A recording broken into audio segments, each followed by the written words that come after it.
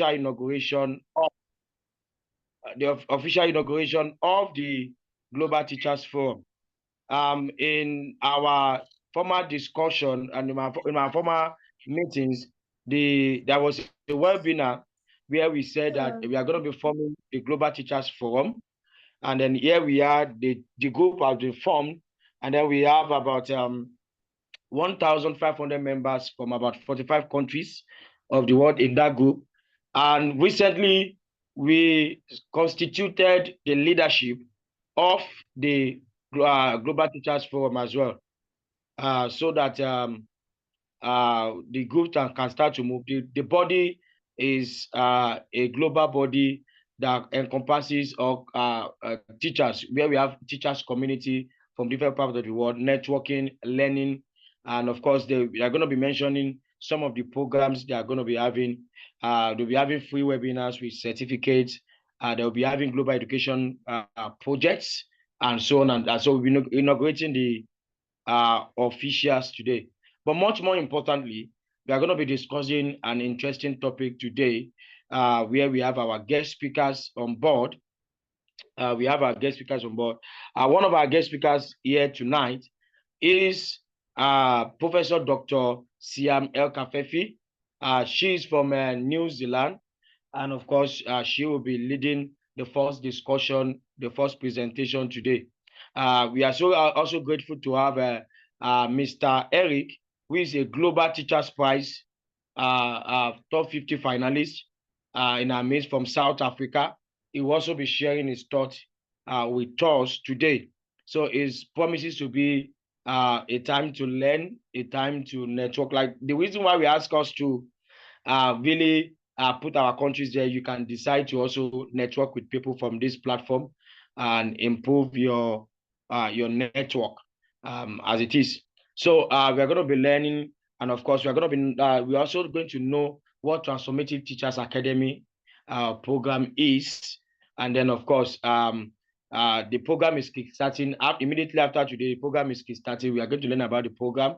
It's a 2-month program that we have over 100 courses to be done. Over 100 courses is the largest teachers training academy in the whole world, encompassing digital program, classroom program. It also encompasses professional development program, personal development program, financial development program, and so on. Teachers will be learning a lot from the program, and then of course this is the maiden edition of that program, and the next cohort is going to be once in a year, and the class of 2024, which are the maiden one, will start very soon. They start officially tomorrow. And then, of course, they're going to be learning a lot, from self-pay courses to bringing highly notable educators from across the globe for mentorship session and having an experience session with them. It's going to be a wonderful session with them. So we will be officially opening the program today. And of course, from there, the program will start. So without wasting much of our time, we are going to quickly start with the first lecture for today, so as not to waste our time. We are going to be starting with the first lecture today. And then our first lecturer, like we have said, is no other person than Professor Dr. Siam El Kafefi. Professor Dr. Siam is a director and business consultant, Arrows Research Consultancy Limited. She's also the Vice Chancellor in New Zealand for the Vision for Excellence International University. She's also a International Internship University Regional Director. She is the Global Educators Network's Continental Director in Oceania region. She is an entrepreneur, a thought leader, an inspiring mentor, an influential speaker, an international trailblazer, a meticulous editor, an adult educator specialist, a motivational force, and a multifaceted scholar. She is a distinguished scholar. She holds a PhD in environmental management, a master's in education, a master's in public administration, and a bachelor of English literature with honors. Professor Siam El Kafefi have an academic prowess and is reflected in some of her publications. She has over hundreds of articles in esteemed journals, insightful book chapters, and impactful conference proceedings. Professor Dr. Siam El Kafefi actively shapes the academic landscape by serving on the editorial boards of various national and international journals, as well as contributing expertise to examination boards and awards committee. Professor Dr. Siam El Kafefi established her own business consultancy in June 2014, and she held various academic positions as head of academics faculty of business, finance, and English. She was also a director of research, a senior lecturer, and a guest lecturer in various universities and tertiary institutes overseas and in New Zealand, in UK, in Singapore, the University of Waikato, Bangkok, Institute of Technology, Massey University in New Zealand, Southern Coast University in Australia, and the American University in Cairo. Ladies and gentlemen, permit me to welcome Professor Dr. Siam El Kafefi for our presentation. Professor Dr. Siam, you're welcome.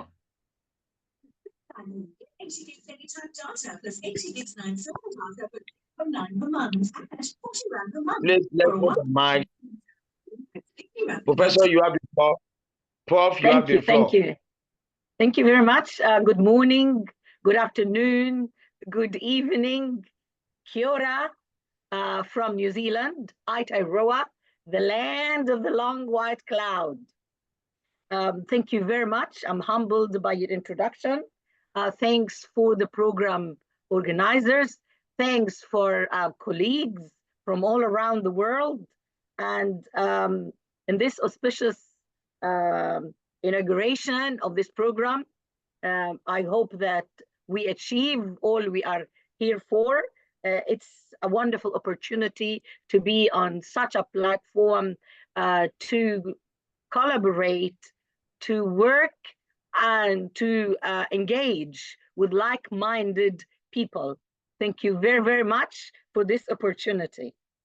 And according to this situation today, I chose a topic which is to do with the theme. And the title of my topic is Empowering Educators for Global Transformation. More specifically, building capacity for global competence. So as we all know, as educators, really, our role is extremely important. It's more important in order to hone our students, to help them to become future citizens in their own country, and also to look at the huge and global community. As you can see, the screen today demonstrates to you that global community and people from different parts of the world. We also notice that we have got a lot of challenges, and I believe the whole world is having the same issues. We may have at the same time, or maybe a little bit later because of the ripple effect. So we're all confronting climate change. We are all speaking and not happy with social justice issues. And there is a lot of growth in technology. Thanks to it, I'm here in New Zealand and you are in different parts of the world, and we can still connect with each other, which is wonderful to be able to thrive in this global landscape. So I believe that the role of an educator is very important. And at the same token, it's very complex. So we need to convey our knowledge and become having several hats. We're not only educators, we can be mentors, and we can also be agents of transformation. And this is the core of my talk to you today.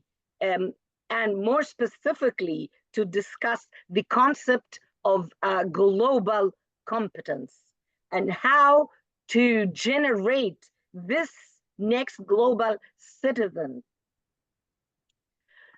So, global competence is not just about knowing different cultures. We hear the word culture, everybody talks about culture, and we're always mentioning culture in the heart of lots of things that we do, and we interact with people from different cultures. So we need to have a grounded understanding, to be able to critically examine issues, to appreciate our diversity, and to act responsibly in this global interacted world. So, as educators, how are we going to do that? How are we going to build this competence? I believe that we have to start with ourselves. You remember this old saying that says, um, start by yourself if you want to do any change. So we need to start by ourselves first. And we need to know, how are we going to translate all those concepts into our teaching, into our classroom, for our students. So the objective of the presentations today is that I will first start, of course, to define what is global competence. Why is it important for us in this educational landscape? And then I'm going to discuss why the educators must become agents of transformation. Then I'll move to presenting some of the strategies that as educators we can use them to build this global competence and to have that capacity to deal with it. Then of course, we all know not every single thing in this world is rosy. So we are going to also discuss, highlight some of the challenges that we meet that can hinder that progress, and of course, some of the solutions. So hopefully, by the end of this presentation, I would hopefully inspire you to see the critical role that we play in shaping the future. So we are not only there to impart with knowledge, but also we are there to equip our students with skills, with global perspectives, in order to live smoothly in a sustainable society. So let's first start by looking at what is the definition of global competence. What is it? It's really the ability to engage effectively with people from different cultures. How do we interact with each other? How do we understand each other? How do I put myself in your shoes, for example? And how do I say, where are you coming from? What is your perspective? What's your point of view, in order to connect with you? I always look at an issue when I start my classes with my students, to give time to know them. And I always talk to them a lot about making connections. By the way, there's a lot of research conducted about making connections. It makes every single thing afterwards goes smoothly. So let's go back to what is global competence. It's also a combination of knowledge, skills, attitudes, and values that empowers us. So in order to be able to do that, we need to understand and appreciate your cultural differences, my cultural differences, everybody's cultural differences. And once we understand, we move further we need to think critically about all those global issues. Remember, in my introduction, I was talking about we are confronting the same challenges. There is a ripple effect. Long time ago, when I first came here to New Zealand, everybody was felt that we are so far away from the world, which is true. Distance-wise, we are, but we still get affected by what happens in the other parts of the world. So we need to think globally in order to think of how are we going to find solutions to live in a sustainable world where everybody's human rights is intact, where we have social justice. So in order to do this, we need to communicate effectively across those different cultures and also act responsibly and ethically. The OECD, which is the Organization for Economic Cooperation and Development, defined global competence as follows. It said it is the capacity to examine local, global, and intercultural issues, to understand and appreciate different perspectives and worldviews, to interact successfully with people from different cultures, and take action for collective well-being and sustainable development. So you would come and ask me, so why is it important to have global competence in this today's educational landscape? So the first thing that I would tell you is that to be able to navigate this global world that we're living in, there is a lot of increase in interconnectivity. People from diverse background, we are a living example of that. We are here today to interact with each other. So global competence is going to help our students to develop the required and necessary skills to be able to navigate this diversity. How many of you, I believe we have the same issue. When the students come from school and come to us in the university, and we always complain and say, oh, they are not at that level, they are not ready. And then afterwards, they go to the workforce and we say they are not ready. And everybody travels and works in different countries and different places. It starts with us, educators.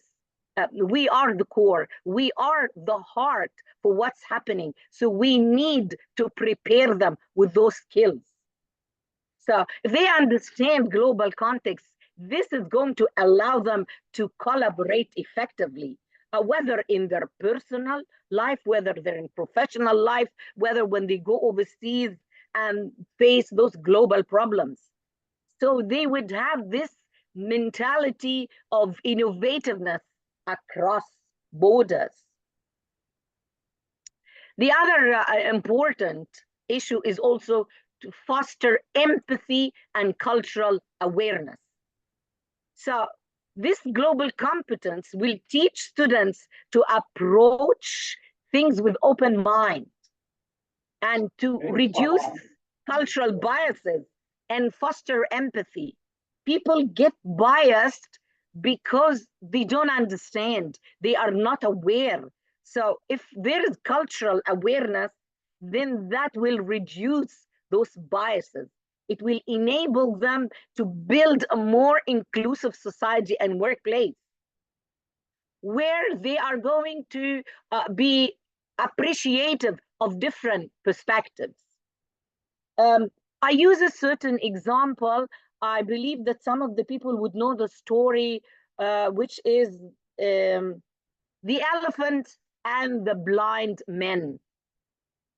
And from memory, the story goes as that there was an elephant and those blind men were put at different parts of the elephant. And they were asked to describe what are they touching? What is an elephant? Each one of them described, whether it's the trunk, is it the legs, is it the body, is it the tail? Each one It described things from their own perspective, but it was correct. But was it in totality correct? Of course not. That shows the different perspectives and how it's important for us to have all those different perspectives together, compile them together to have the holistic, big, beautiful picture. There's another importance which would help us to address global challenges like the ones that I explained, the climate change, the social justice, the public health. We're having lots of problems here in public health in New Zealand, and I am sure you would hear a lot about other countries in the United States. They look at whom they are going to, for example, accept as their president, depending how are they going to rectify the public health and its expenses, all these things. So all the countries share those global challenges. So if we train our students in order to be able to look at those challenges and to be able to critically evaluate them, then we are going to be putting a better, more effective environmental policies in order to help for sustainable solutions for everybody. Also, it's important to promote critical thinking. How many of us as educators, when we are giving feedback for assessments for our students, that lacks depth? We want more critical analysis. How are we going to reach this stage? It's by training our students and promoting critical thinking to help them to be prepared to give better solutions for the problems and to help them in their decision making, both locally and, of course, globally. Also, we need to support the United Nations Sustainable Development Goals. We're all aware of them, but in relation to that field we're in, we will look particularly at Goal 4, which is quality education, to promote inclusive and equitable education for all. So in this case, global competence empowers students to contribute to these goals by developing a sense of responsibility for the global well-being and sustainable development. Another importance is, as I mentioned, to prepare them for their future careers. So global competence will prepare the students for global workforces. They can work anywhere and everywhere. Lots of people now work online. They can be in one country and they are working in another country and they can go physically there. So they need to be able to have the skills of communication, to be able to work collaboratively in order to solve those problems across different borders. And lots of organizations require these skills in their candidates. So we have talked about its importance of global competence. Now let us look at why. Why, as educators, we must become agents of transformation. We all know there is a rapid evolution in the world, and we have a unique responsibility. We need to impart with our knowledge, and we need to help these new generations to become global citizens, as I mentioned. So let us look at some of those important points. So as educators, I believe we are catalysts for global awareness. So we have a powerful position. I am sure that most of you who teach in the business field, we talk a lot about power, the sources of power, especially when we discuss leadership. So we need to help broaden the students' perspective in order to look beyond their immediate environment. We do not look like that to our own feet. We have to look like that in the wider space.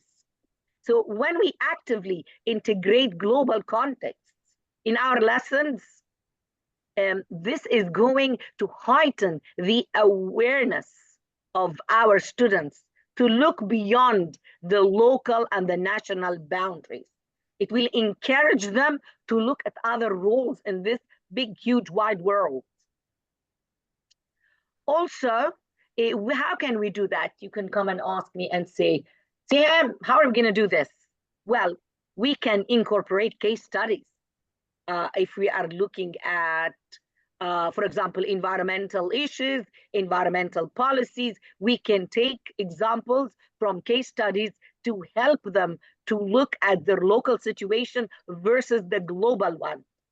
So we are doing this in our classroom to help them to learn about this global communities and how to interact with them. The other thing is that also shaping critical thinking and problem solving in them. So we want to encourage our students to question assumptions. Sometimes when we teach them, or for me, when I'm in the classroom and I teach them about certain specific theories or share with them my opinion, and then I ask them, so what's your opinion? I want to hear it. You have a voice. You need to speak and show me that voice. And do you agree, for example? And they come and say, yes. And I say, why? Why are you agreeing? Because I said it? Maybe I'm wrong, but this is my opinion. You also, you have to have your voice. You have to evaluate things. You have to have robust research about it. You need to look at the multiple perspectives and then at the end come up with a solution. There is no one way to fit everybody. No. So you need to have different scenarios, different possibilities, analyze it and see which would be the best one in order to solve that problem. And if it works this time, that doesn't guarantee that it will work next time, because maybe the environment, the situation is going to be different. So how do we do that? We have to promote critical thinking. We have to demonstrate empathy and deeper understanding. For all those different events, we have to help them to speak up in the classroom. We have to appreciate the different cultural perspectives. We have to actually practice what we preach in the classroom. Also, we need to build cultural competencies for them to facilitate this cross-cultural dialogue and to have activities and exercises in the classroom to demonstrate that. We need to foster peace, cooperation, understanding in this global work. I develop several types of activities in the classroom or assessments that would help them to do projects and work with each other to help them collaborate, get used to teamwork. And I take them through the different steps of forming teams so that they would get used to that.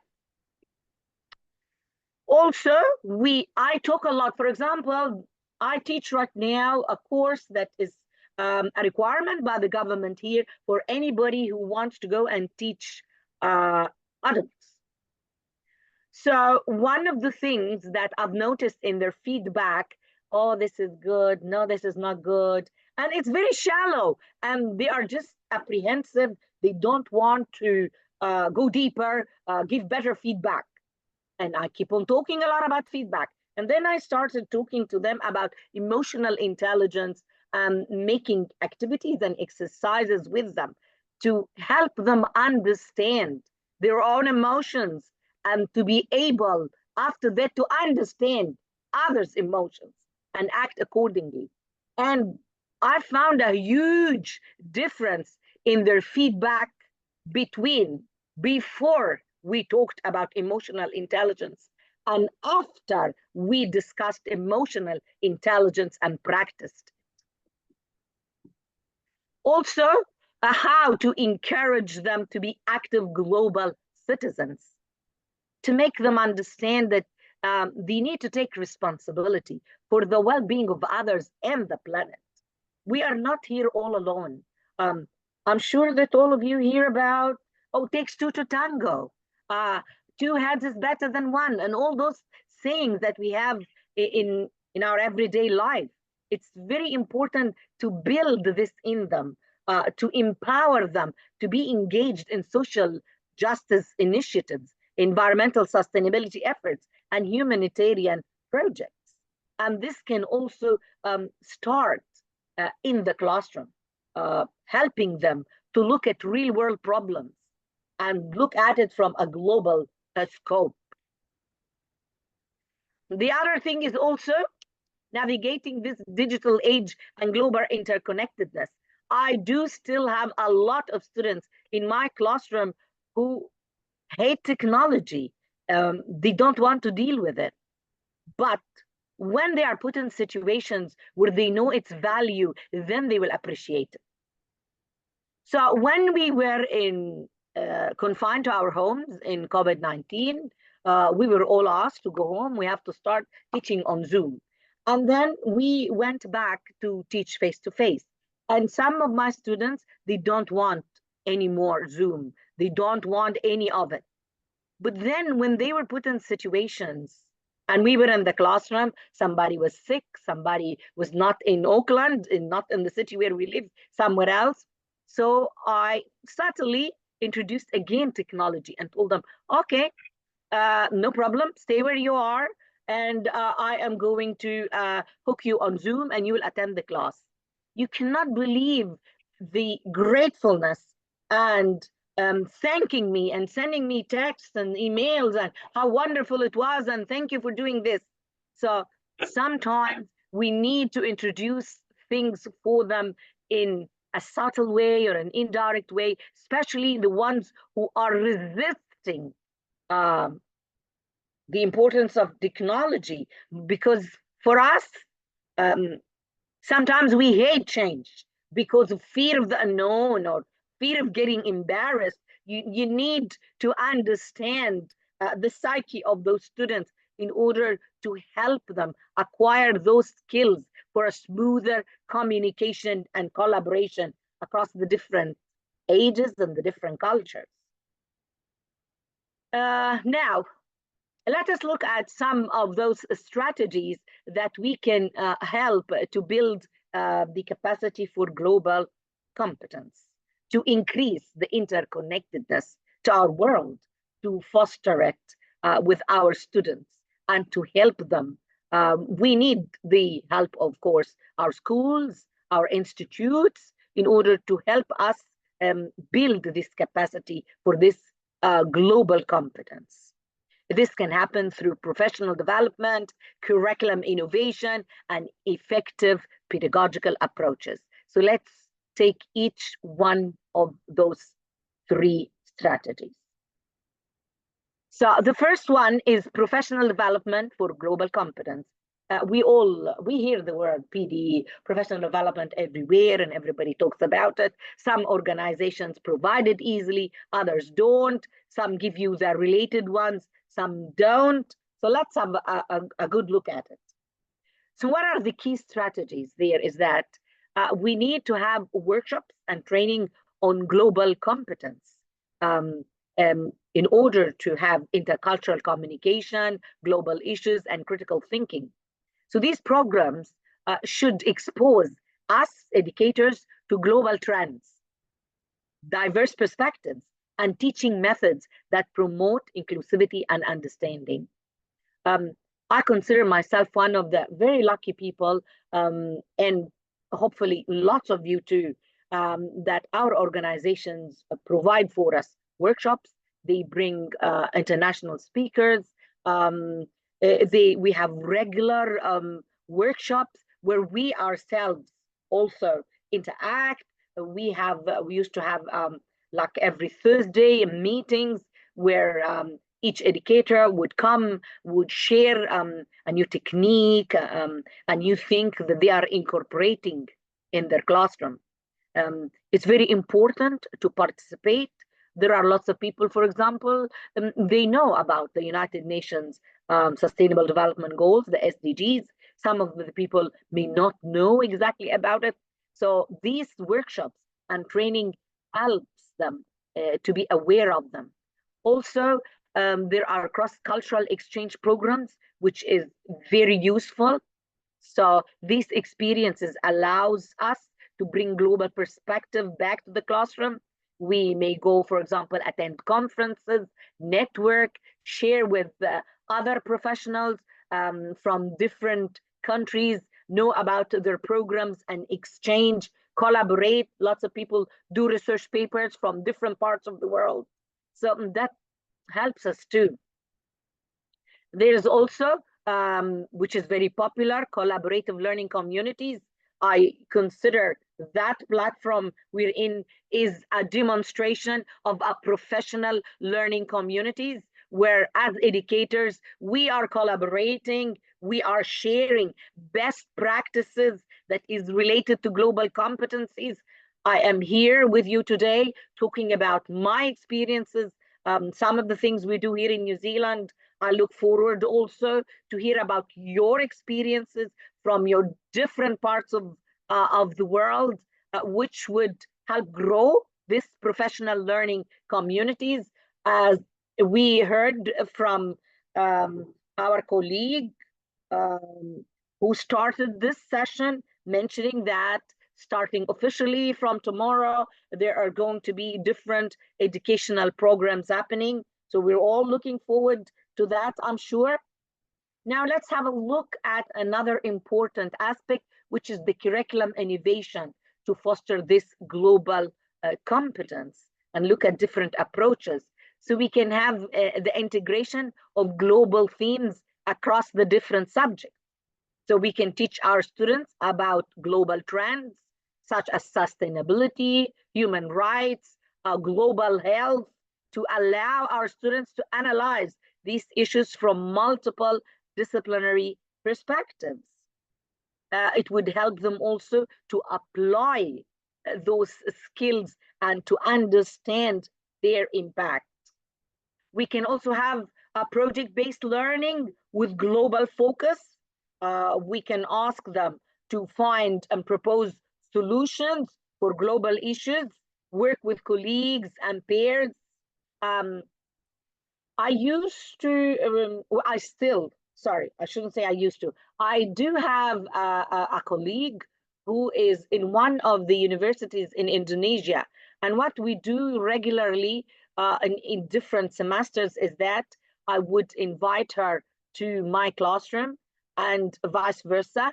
And we would have both my students, her students, and we would collaborate on one project. We would have different activities and we interact. We did this, of course, on Zoom. It was very beneficial for both students here in New Zealand to interact with students there in Indonesia. It was really successful and it was wonderful experience for all parties. How I knew that, of course, from their feedback after that. There's also partnerships with global organizations like the UNICEF, the UNESCO, local NGOs. And these partnerships can provide the students with opportunities for service learning and global engagement. So sometimes we ask the students to go to those organizations and do projects with them, and that helps them to learn a lot and to do campaigns, for example, for human rights. The third point, which is pedagogical approaches for global competence.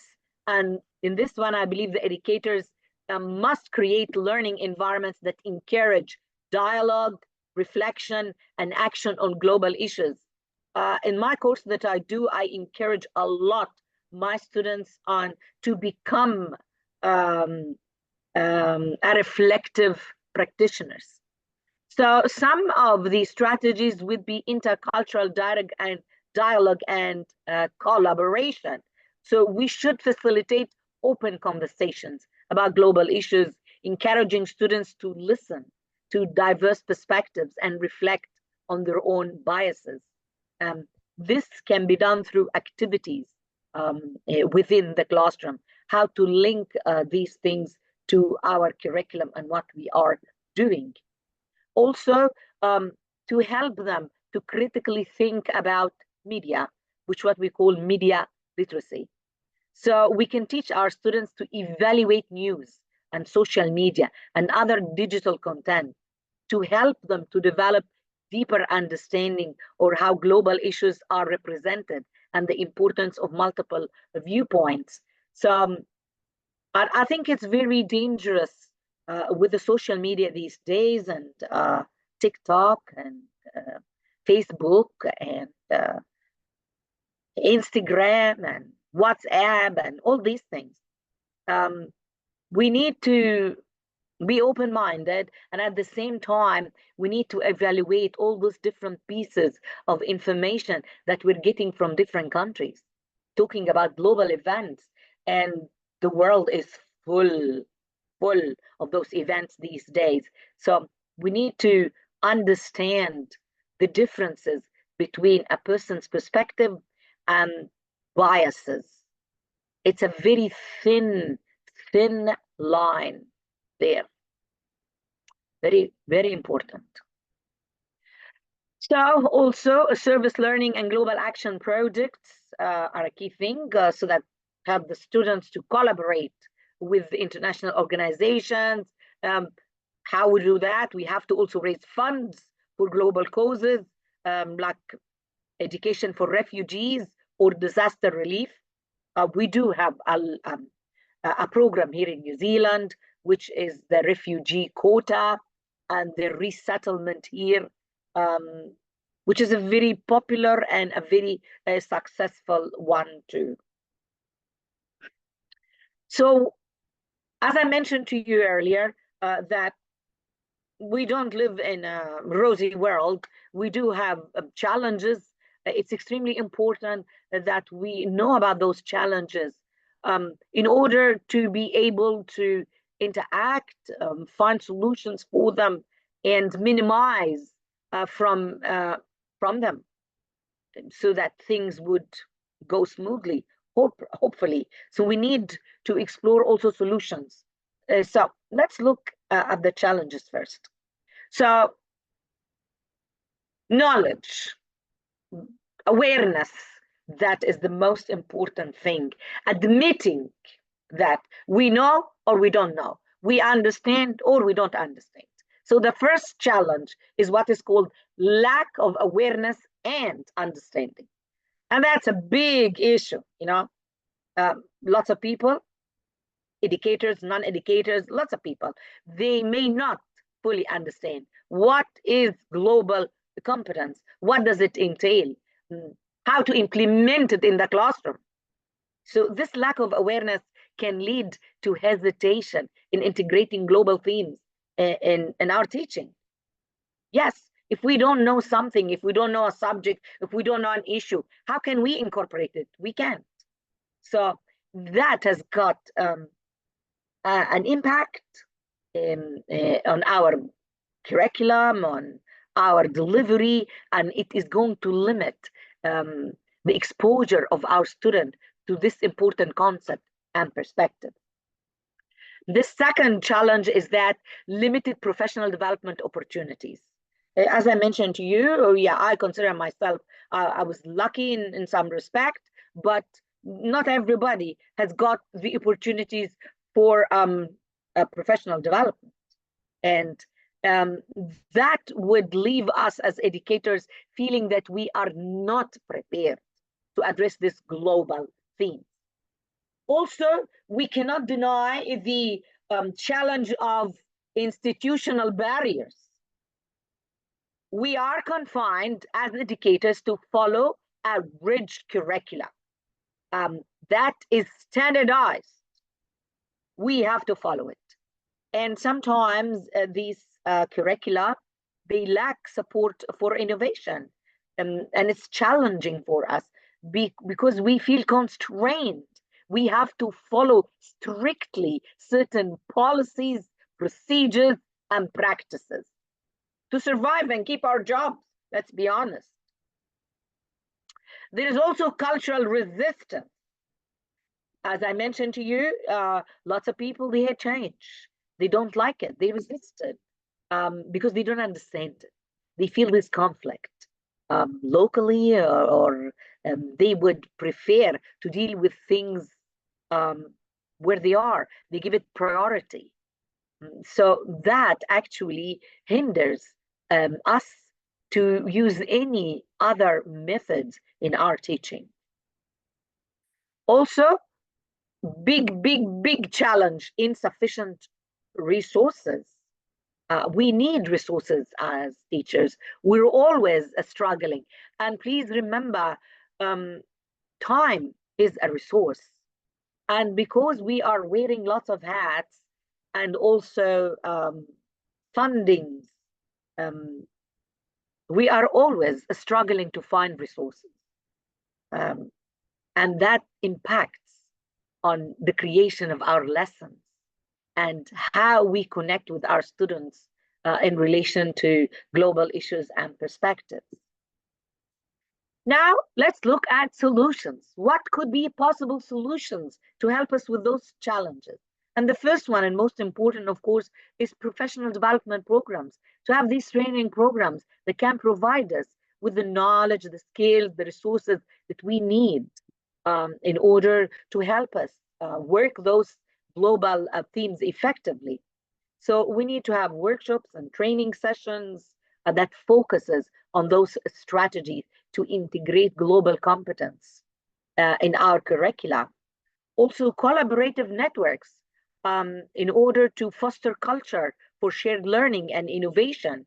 So we can establish local or online collaborative learning communities like the one that we are doing right now.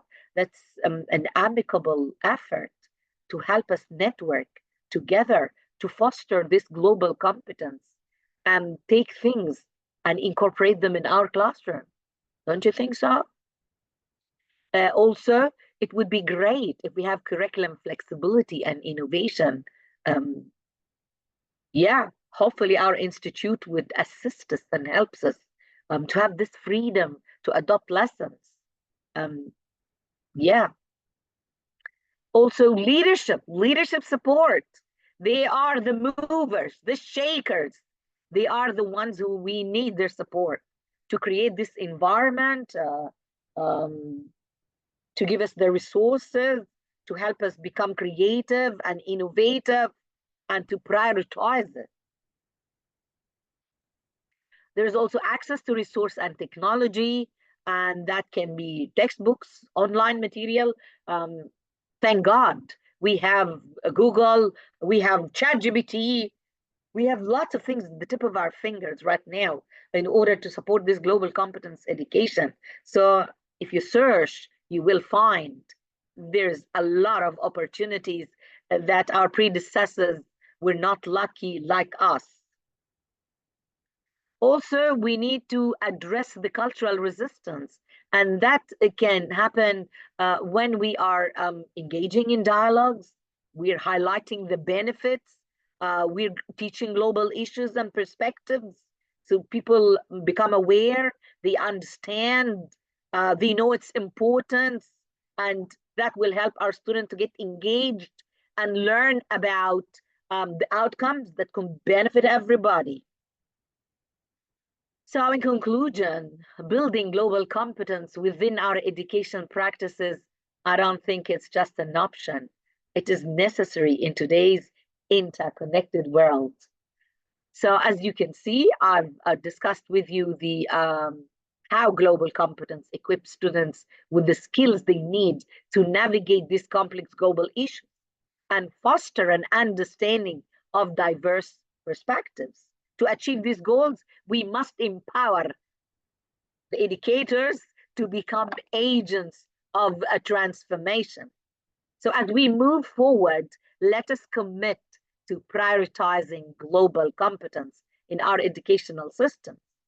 If we do that, we are not only preparing our students for success in this global society, but we are also contributing to a more inclusive, understanding, and peaceful world.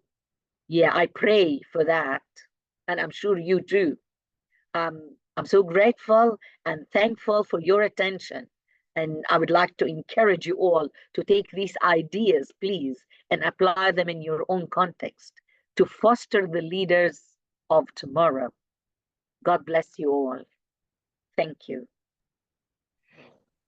What a wonderful presentation by Professor Siam Kapeffi. So wonderful, Professor. What a wonderful one. Let me go back to Valencia. I think Valencia has been able to fix her video. So please, you can take it over from here now Yes. as we continue with the program. Thank you, Valencia. Good evening, colleagues. Thank you so much, Doctor, for the very informative session, and I hope that everyone here has learned a lot and will take your ideas in becoming globally transformed educators. Moving on with our program, we'll be calling on our Executive Director for Emerald Edu Concepts and Services to give us a brief talk about the Transformative Teachers Program. Director, over to you. Okay. Thank you for that honor. But I didn't know I was just going to start off like that. Okay, so good evening once again, ladies and gentlemen. Welcome back to another section. It's very brief, it's just 2 minutes because of our time. Part of the program for this August event is to introduce to us the Transformative Teachers Academy. In 2022, we started with various programs.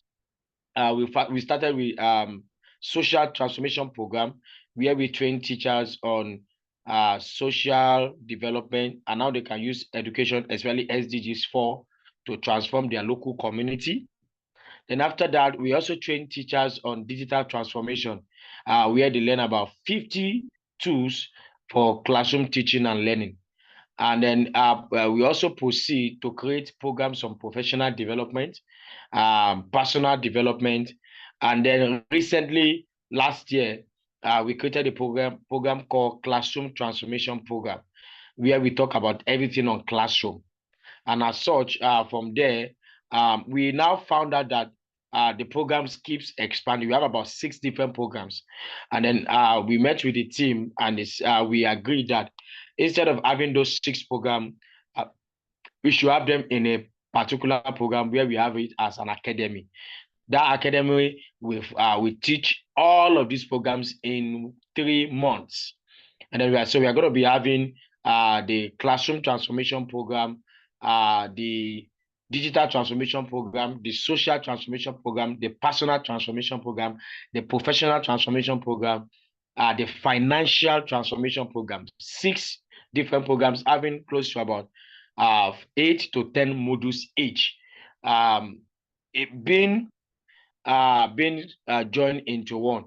And then, of course, by the grace of God today, we are starting that academy. And that academy, we have about 6 programs. And then, of course, the teachers that will be participating will be in that house for 2 to 3 months, learning and relearning. And then, of course, we have also created an opportunity where a teacher can meet with global icons, experts that have gone far, that are award-winning. And then, of course, they will be showing them what they have done differently to be better and to be where they are. So they are going to provide a mentorship for the teachers that will be participating. So it's a rich program, and this is going to be the maiden edition. And then, of course, we have also decided that the program will be once in a year. The next cohort will be in August 2025. That will be August to October 2025. August to October 2025. So a big congratulations to those that will be participating in this year program. Of course, I've been having some people sending me messages if they can still join. Yes, between today and tomorrow evening, you can still join the program. Although our target is almost filled, but we still have we can still accommodate 2 to 3 more persons to join the program. So the program is starting tomorrow, and then the way the program is being structured, we have most of the about 90% are self-paced courses, and then we just have about a few live sessions. So it's flexible enough because we are in a digital world. It's flexible enough that you can watch anytime and then get feedback. Of course, participants will be undergoing projects. They're going to be doing projects because it's an academy and they have to learn. So that is all about the transformative teacher program. And let me say a very big congratulations to the participant, intended participant that will be there. And then, of course, I'll put my phone number for those that still want to join between today and tomorrow. We still accommodate. A very big thank you to everyone who has been part. So thank you so much, Anchor. You can have you back so we can start the second session. Okay, thank you so much for that. Moving on, we'll be moving on to our second speaker, who is Mr. Eric from South Africa. Mr. Eric is such an inspiration to us here in South Africa. I'm from South Africa, by the way. He's been a Global Teacher Prize finalist, top 50 finalist for the year 2023, and he has been a National Teachers Awards finalist and winner provincial in South Africa and nationally. Mr. Eric, thank you so much, and over to you.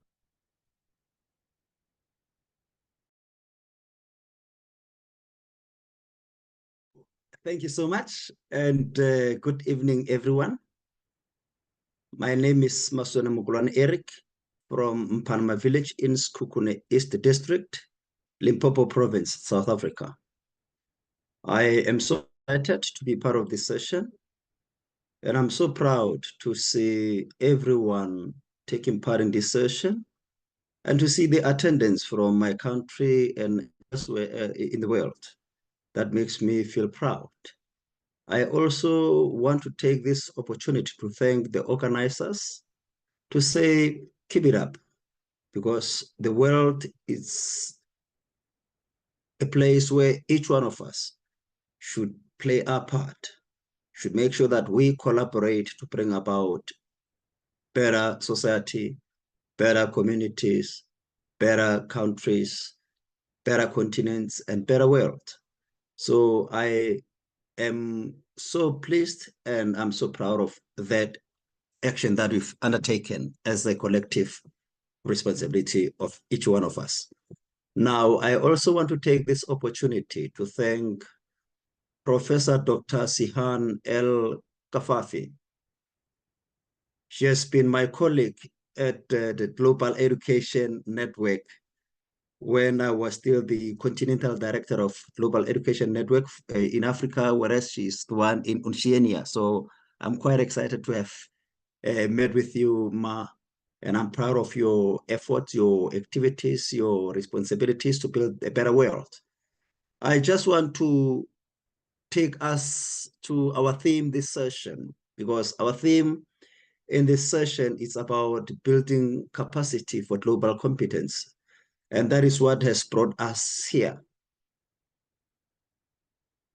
I want to rest assure you that transformative roles of teachers will be optimized in this era. In our time, we will definitely arrive at making everyone globally competent. Now, according to the International Commission on the Futures of Education, teaching is a better collaborative profession. That is what everyone knows about it. We are collaborating here, and it is because of teaching that has brought us into this session. Now, teaching is also a lifelong learning journey, wherein our professor has been mentioning that we need to bring about workshop, continuous workshop, consistent workshop, so that we can at least empower one another, either on weekly basis or on monthly basis. Now, teachers will be well equipped to teach remotely. This is one of the most things that can never be avoided. We cannot avoid that we are in the 21st century where each one of us should be able to teach either synchronously or asynchronously. Now, teachers' engagement in decision-making and public debate on education will be improved. We know that there are different barriers that Professor El Kafifi has just mentioned, but we know that we shall overcome. This is one of the hopeful messages that I'm trying to bring to you, or that United Nations has also brought to us. Now, education workforce will be professionalized, trained, motivated, and supported, so teachers can transform themselves and become agents of change. Now, this is one of the most important messages that United Nations is bringing to every one of us, to say we can overcome, we can be professionalized, we can be trained, we can be reskilled, we can elsewhere be motivated to bring about transformative ways, transformative approaches in teaching and learning. Now, for a teacher, or for us to become globally competent, we need to bring about multiple projects or multiple approaches in this profession. Now, what are the features of innovations that we as educators need to do? Number one, openness. We need to be able to listen. We also need to be transparent leaders as educators. We also need our leaders in the education sector to be transparent. We also need to be creative thinkers. So we need creative thinking. So Professor Siham had just mentioned earlier on that time is the most precious resource that we have. So we need to manage our time efficiently. We also need to change our behavior. We also need to cultivate the culture of inquiry, which is questioning. We also need to encourage risk-taking, wherein as educators, we need to try new things out. We know the system might not allow us, but we need to try new things out. We need to renew our innovations. Every day, we need to bring about new ways of approaching. And we also need to renew and reward innovations. Because as leaders in the education sector, if we don't reward those who are bringing about new methods, if we don't give them applause, if we don't give them the rewards, then ultimately their efforts might be hindered because of just a mere thing being not complimented. Now, we also need to challenge the status quo. We can't just say it's okay every time. We just need to bring about an effective ways of saying enough is enough. We need to move on. We need to transition. We need to transform so that our education systems can change. We also need to learn from our mistakes. Like Professor has just mentioned earlier, that educators are transformative practitioners. So in so doing, we need to reflect on our activities. We need to reflect on our efforts. We need to reflect on our duties. We need to reflect on our responsibility to check as if, or on whether we are making it or we are losing it. Those are some of the most important features that we need to be so that we can enhance global competence through innovation. Now, what are the features of innovations? Now, we spoke about a number of innovative ways in the previous slide, and now we are looking at design thinking methodology. I mean, design thinking methodology will enhance global competence because in so doing, we will be facilitating different ways, different skills that are equivalent to the needs of the 21st century. Now, remember that with design thinking, it is said to be an interactive, a non-linear process which focuses on collaboration between the designer and the user. Meaning that we need to bring about innovative solutions so that we can look at how the users are receiving it, how they feel about it, and how they behave about it, meaning the methodology when I talk about it. Now, when we are applying design thinking methodology, we need to be able to empathize. So how about empathizing? Remember that we need to research about the needs of our clients, the needs of our learners every time. We also need to do what? To define. How about defining? This is about stating the needs of the clients, which is our learner,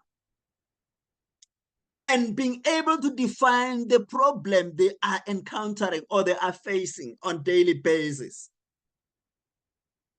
So if we can be able to define the needs of our clients and then their problems, then we can become good design thinkers. Now we also need to do what? To ideate. What about ideating?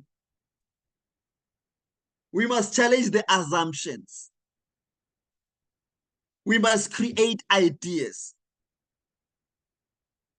We need to stop it's okay attitude, or it's okay syndrome, or it's okay mentality. We need to stop that. Now, another one is prototype. What about it? We need to bring about solutions. We need to start bringing about solutions towards building a global competent society. We also need to do what? To test. When you test, remember, you are trying to do what? To bring your solution out. And when you are trying to bring your solution out, you are trying to do what? To be reflective on what you are doing. And that on its own will be able to make sure that we become globally competent.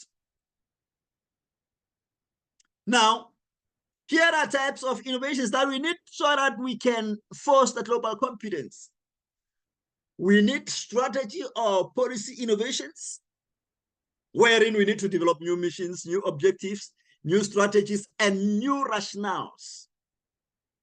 We also need service or product innovations, wherein we need to bring about changes in features and design of service or of our product to our clients.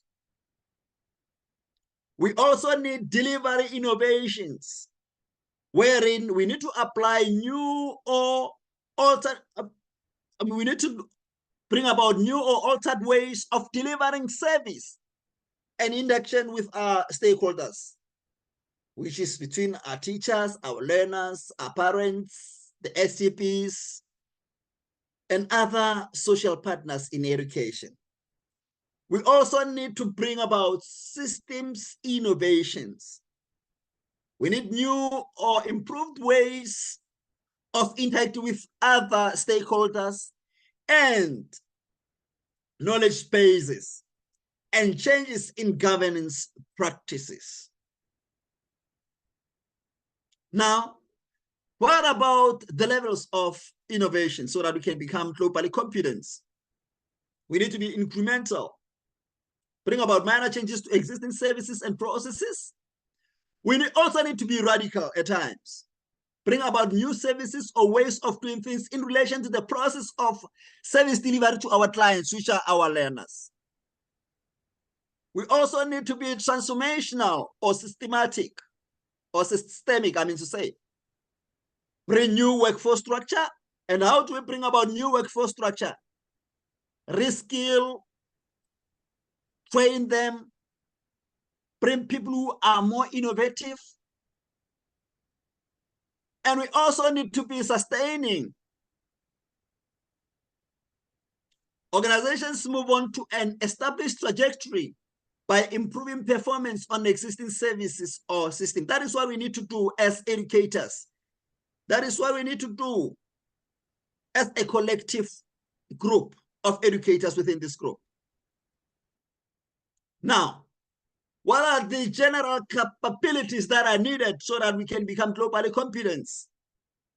There are 3 core capabilities needed to engage in design thinking, which is solution optimism, which is visual expression, which is also collaborative discovery. So these 3 can bring about a design thinking that is more active, a design thinking that brings about solutions, a design thinking that brings about collaboration that the user and the receiver definitely needs. Well, we also need to make sure that through empathizing, we reframe. After reframing, remember, to reframe is to redesign what has been there, reshape what has been there. And after reshaping and reframing, we bring about new ideas. New ideas bring about solutions. Think about solutions. And from idea, you bring about prototype and test. Remember, when you prototype, you start to create solutions and you put those solutions to test. That is how we need to be more globally competent educators. But here is a thing that we cannot run away from. We know there are teacher shortages around the world. Yes, we talk about innovative ways. We can talk about a lot of things that can bring about change in our education system, but we cannot run away from the fact that there is still teacher shortages around the world. Now, according to UNESCO, there are teacher shortages globally. And this is affecting the income levels of different countries alike. Now, it is said that in sub-Saharan Africa, 15 million additional teachers are needed. Yet we talk about new innovation. Yes, we talk about new approaches, but this is the fact that we cannot run away from. And this is caused by rapidly expanding school-age population and financial constraint that my colleague Siham has just mentioned earlier on.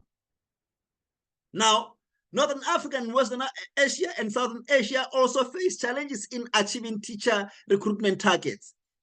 Yet we need not to lose focus, but we also need to make sure that we are aware of the challenges that we are facing as a nation or as the global family.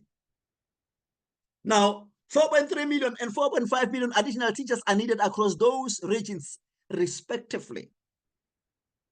Now, recruitment is starting at 70% of the 2016 objectives, which makes it unlikely that this target will be achieved by 2030 and beyond. Remember that this is what we need to achieve so that we can achieve the 2030 missions as global educators. We also need to achieve the target in Sub-Sahara, which is even less likely since the current target stands at 88% of the 2016 objective as well. Through this, I just wanted to show that we can, yet there are challenges, but there are innovative ways that we can do, but there are still challenges that we are facing as the global family. Now, the internet, coming out of those challenges that I said we cannot run away from, has changed the world. And through the internet, we become globally competent, because through the internet, we are able to connect with each other. We are able to connect with the world. We are bringing about possibilities in education. We are interacting with information communication technology. We are able to reach out and bridge up the digital divide. We are also able to create with ICT. So now the internet has made it a point that global competence become a norm in everyone, and it changes our attitudes. It also changes the way in which we approach our lesson. Our teaching methodology changes because we are now able to be inclusive when we are using the internet as well. Now, these are our responsibilities as transformative teachers. We need to mobilize e-learning. We cannot run away from it. We also need to make sure that we promote the 21st century skills. We also need to make sure that we make use of learners' response system, like Professor Dr. Sihan El Kafafi had just mentioned earlier on. We need to promote virtual classroom. We also need to promote distance education. This is the 21st century. We need to stimulate ICT culture. We also need to revolutionize technology and promote hybrid and blended learning environment. This on its own makes sure that we become 21st century educators who are well-resourced, who are well-equipped, and who are up to standard with the needs and the demands of time. But now, we also need to make sure that we understand that there are barriers to a transformative educator, like Professor Dr. Sihan El Kafavi just mentioned earlier on. Absence or inadequacy of resources prevents us from becoming globally competent and becoming transformative educators. Public resistance to change becomes a problem. Pace and a scale of change becomes a problem. Reservation and accountability becomes a problem to us. Technical barriers is a problem to us. Professional resistance, like Professor El Kafafi had just mentioned earlier on, is a problem. Absence of capacity and organizational learning is also a problem. So these are the barriers that we also need to be aware of as transformative educators and as 21st century educators. Now, as I conclude, I want to say that as a result of the inequalities that exist nationally, regionally, and continentally, we will not arrive at reaching our target as we wish. However, the internet will optimize global collaboration. That will make it possible. But that does not mean we can reach our target at the same time because of the level of inequalities that exist globally. Now, automation and robotization will also create inequalities globally. Yet we are bringing robots in the classrooms. We are bringing robots in the workplace. That also will still continue to perpetuate inequalities because of lack of resources from various countries. Now, Globalization will be far better than it is today in the future. It has improved. We are improving, and it will continue to improve despite the challenges as well. Now, we will still have teacher shortages in the next years if our governments cannot bring a new approach in recruiting so that every teacher become a global or a globally competent teacher, so that every teacher become what? A transformative thinker who is able to bring about design thinking in the classroom, who is able to ideate new methods, who is able to bring about innovative solutions, which is prototype, who is also able to test new ways out. Now, this is effect. Teaching will be better transformed and digitized so that we all become globally competent, so that every one of us is able to say we are the world and we will arrive ultimately at what we want despite all the challenges. May God bless you, and I thank you.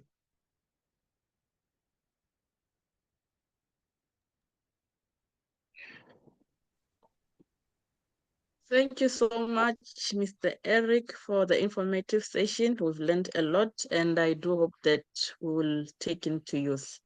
Moving on with our program, we'll be going to the unveiling the leadership of the Global Teacher Forum by the Executive Director. Thank you. Over to you, Director. Okay, quickly, you still permit me to take some time to do that while I prepare to unveil. Let me request that the executives that are around kindly on your video and signify yourself. I will be calling the names. Some of them were not around because there was a total blackout in their country, and I think we have only 3 persons around there out of the 5, if I'm sure. I think because of the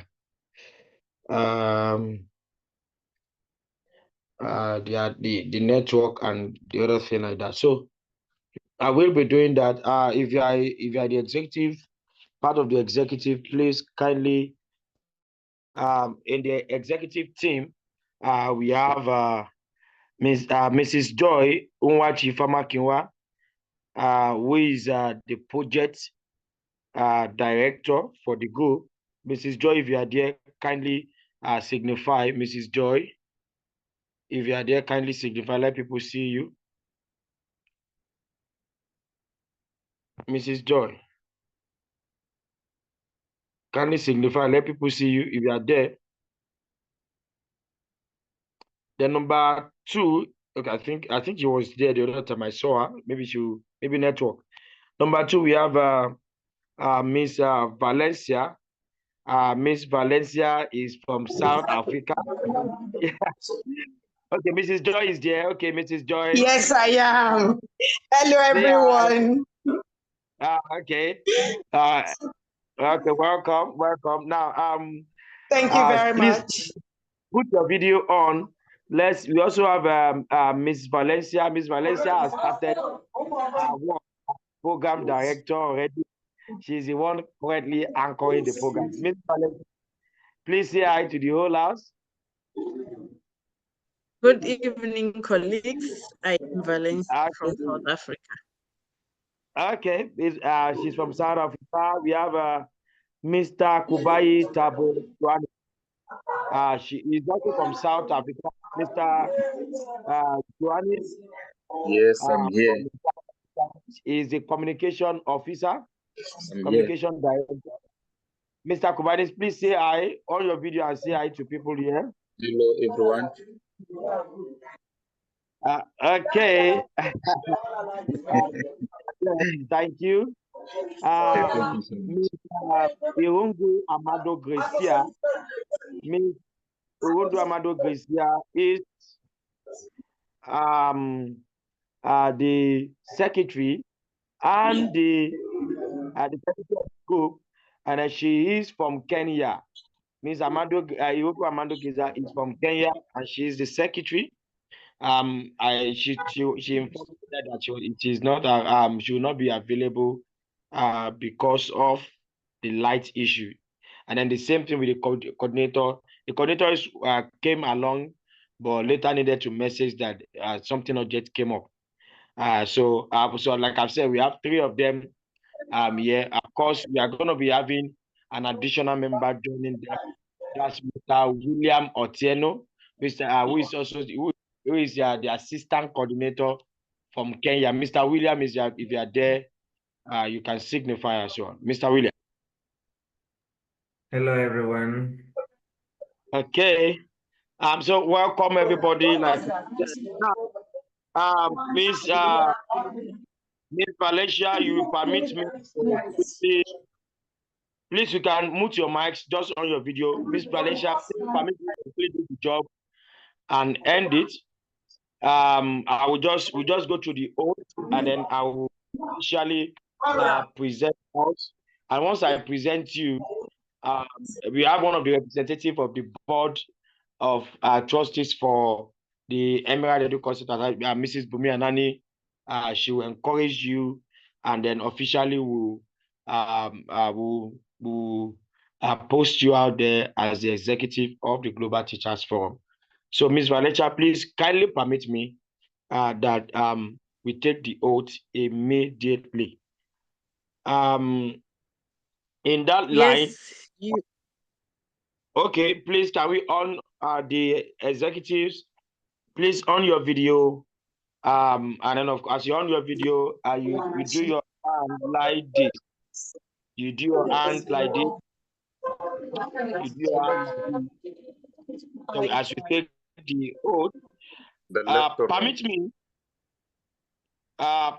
me to, on behalf to take you through the oath, on behalf of the advisory council of the Emerald Edu Concept and Services, led by Dr. Sajiv MS from India, and then on behalf of the global consultant for the Global Teacher Forum, 14 consultants from 14 different countries of the world, on behalf of the team that we are working together at Emerald, and then on behalf of all the teachers that are in the platform of the Global Teachers Forum, I hereby take you through the oath of office as follows. You are expected to read this as follows, and of course follow the instruction. And then of course I will also encourage the person taking pictures to please help us take the pictures of this moment. It's very an important moment for us. Okay. As I read, you read after me, and of course you are in the presence of all and sundry across the globe as it is called. When I say I, you put your name there. Then once I say actually accept to be dash, you put your name. I dash actually accept to be dash. That is your post. So we are starting. Please on your video, help us take the pictures as we are going, and then a short video as well. Okay, so we are starting. The new executive, executive, please, you say after me. So you say I, put your name there. I, Rochizwa Valencia Makupa. Hi, William. Okay. Actually accept to be dash. So put your post there. Actually accept to be. Actually accept to be the program officer. Communication officer and the media director Of the Global Teachers Forum. Of the Global Teachers Forum. Thank you. I will be committed and do my best to promote the forum. I will be committed and do my best to promote the forum. I will ensure its growth and development. I will ensure its growth and development. Maintaining professionalism in my activities and conduct. maintaining professionalism in my conduct. and conduct. I will be a positive influence to members. I will be a I will positive be a influence. positive influence to members And lead with empathy. I will lead with empathy. With empathy. I will live with empathy. I will ensure we build a forum everyone will be proud of. I will ensure ensure we build a forum everyone will be proud of. So help me God. So help me God. Amen. Amen. Amen. On behalf of the board chairman, the board, and everyone present here, I officially announce you and inaugurate you as the executive forum of the Global Teachers Forum 2024. Congratulations. Thank you so much. Okay, so work has started. I'm proud that you have made this milestone on this day of Teachers Day. You are now the executive of leading this forum. We have over 1,500 members now in this forum. By the next year, Teachers Day, we want to have over 10,000 members across. So these are some of your tasks that you're going to be embarking on. And I believe we are almost confident that you are going to do so well in that time. Permit me to welcome Mrs. Bumi Anani. Ms. Bumi Anani, if you are there, kindly unmute and on your video as you just encourage people. Mrs. Bumi Anani is the secretary of the Global Advisory of Emerald Education Services. She's also the Martina Teacher of the Year. She's also the Martina Teacher of the Year and a Fulbright Fellow 2024. So permit me to welcome Mrs. Bumi Anani as she encourage and give us a very short word of exhortation while I prepare to officially declare the Transformative Teachers Academy open. Mrs. Bumi Anani. Oh, very well said, Mr. Odusoya Olalekon. Thank you for the introductions. I must commend the innovation behind this convening. Yes, it is highly commendable. Mr. Eric has said it all, and the professor equally said it all. This is a move towards building global competence in teachers for relevance and also to meet the needs of our learners all over the world, beginning with our own country. Meanwhile, to the executive of the Global Teachers Forum, we want to congratulate you. You have a very good opportunity to wield the baton of transformative education. This is an opportunity I wouldn't want you to take for granted. It's a platform for growth, for transformation, and for impact. If there is anything I know Mr. Odusoya for, it is an educator with a mindset to impact the next generation. And so I would want you to run with the vision and with the passion of the CEO, Mr. Odusoya. And I wish you the very best in your endeavor as we all work together to make education transformative for generation next. Thank you. Okay, thank you so much, Ms. Bumi Anani. Ms. Bumi Anani has done justice to that. Thank you so much. She has encouraged you.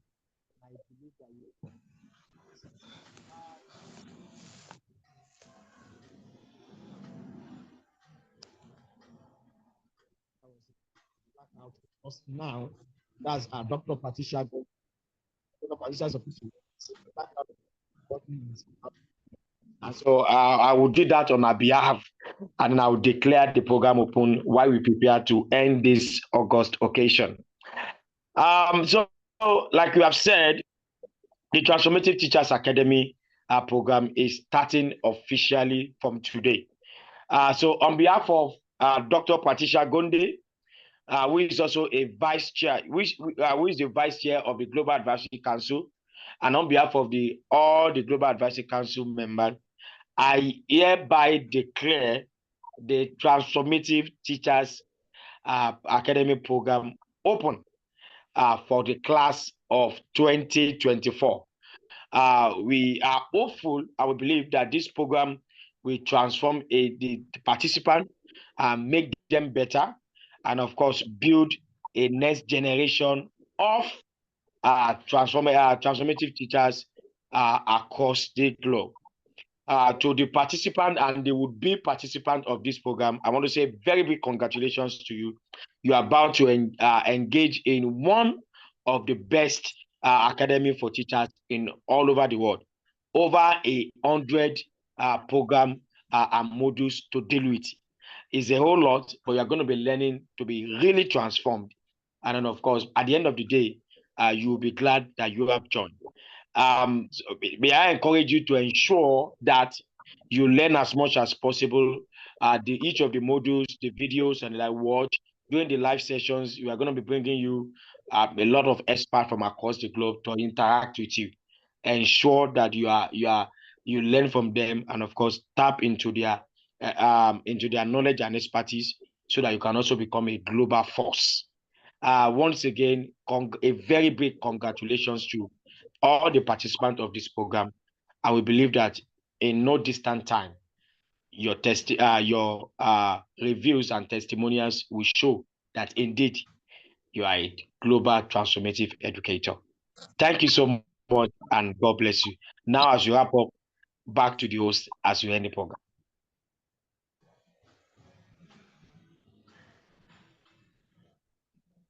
Mrs. Valencia, you can take it from. Thank you.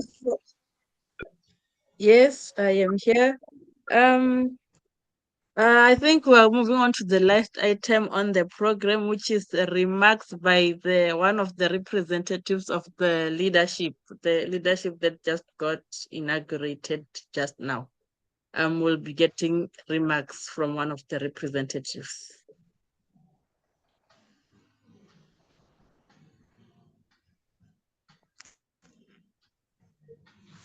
Okay. The representatives, I think that should be Mr. Kubai Johannes. So let's have your remarks as we end the program. Okay. Thank you so much, the program director and the director of this academy. Good morning, good afternoon, and good evening, ladies and gentlemen. My name is Kubai TJ. I'm from South Africa. I'm an educator by profession. I'm a coding and robotics master trainer. I'm also a global schools advocate.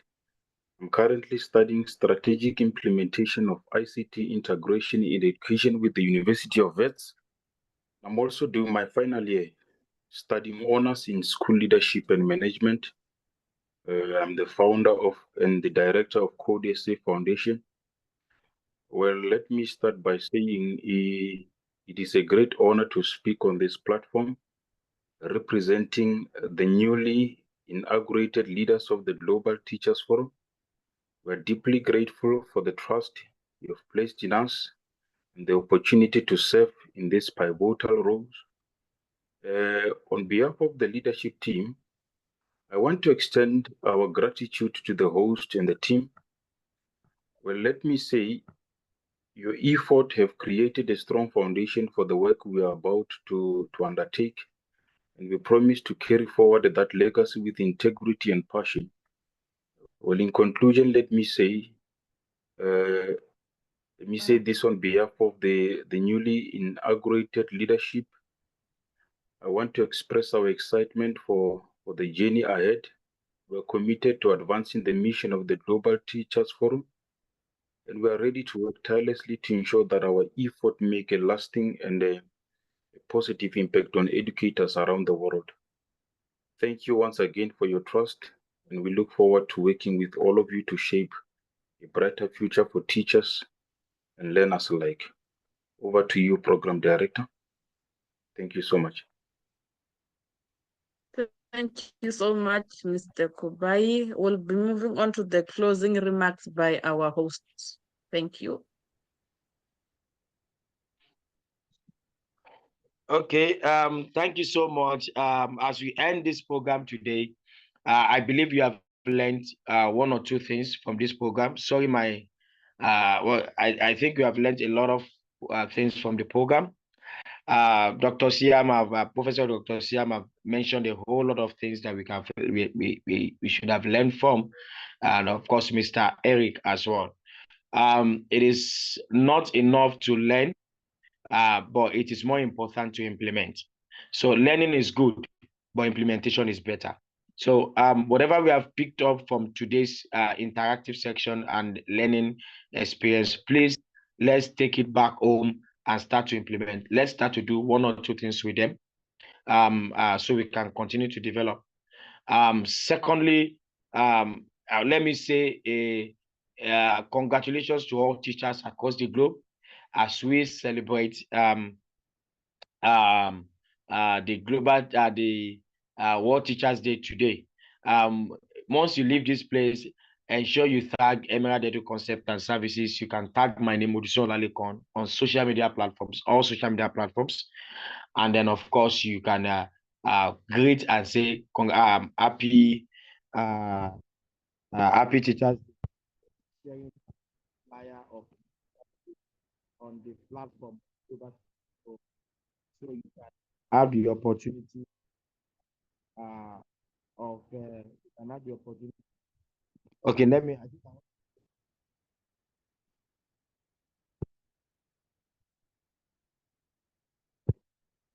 Please, I've shared. You're no longer audible, sir. Okay, can you hear me now? Yes, now you're fine. Okay. So, can you see the logo I've shared now of the Teachers Day? Can you see it, please? Yes. No, sir. No. It's on the messages. We saw it on the messages. Box. So please, Yeah, it's on the inbox. you can just congratulate all the teachers, and then the pictures for this program will also be dropped on the Go. Just go on social media platforms and share, tag Emerald Edu Concept and Services, tag Emerald Educational Services, tag my name, Odisola Leko, on social media platforms, and congratulate every teachers. And then the flyers for the new executives will also be shared as well, so that you can congratulate them as well. So having said that, may I say that so the new executives, again, you have been told this is a start. You have a mandate that between now and the next World Teachers Day that we're going to be celebrating like this, the membership should have increased from 1,005 to 10,000 members from 100 countries of the world. You also have the mandate that you must have empowered directly or indirectly through webinars, another program. You must empowered over 2,000 teachers from across the globe. Take records of this information. You must have empowered them.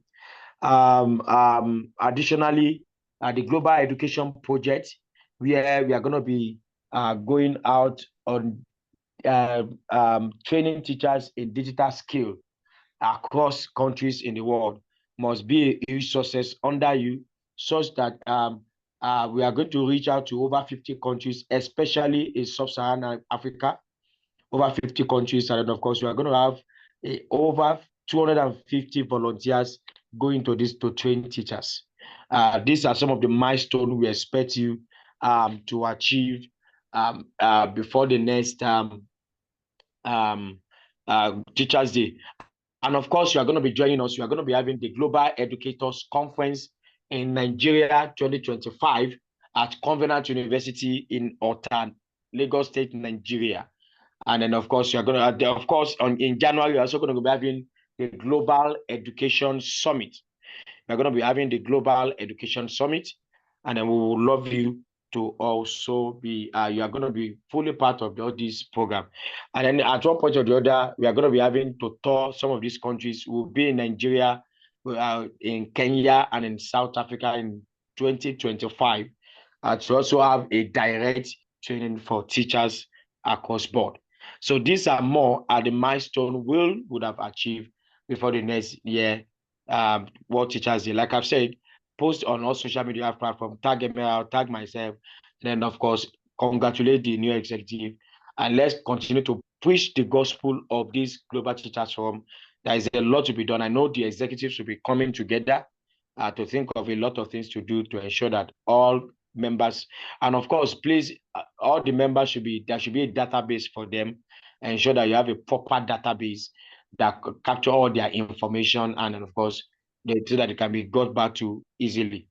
I believe that we have the Transformative Teachers Academy participants are also ready for the transformation journey. It's going to be a 2 month of powerful transformation journey. Like I've said, those that want to join, I've dropped we have dropped the contacts that still want to be part of the program. You can still join between now and tomorrow evening, because from tomorrow evening, the program starts fully. So I believe it's going to be a powerful transformation journey for the teachers as well. So a lot are still coming our way in the coming days. So on behalf of everyone that have been part of this program today, thank you so much. We really appreciate you, and happy World Teachers Day. Congratulations to everyone from here and from everyone.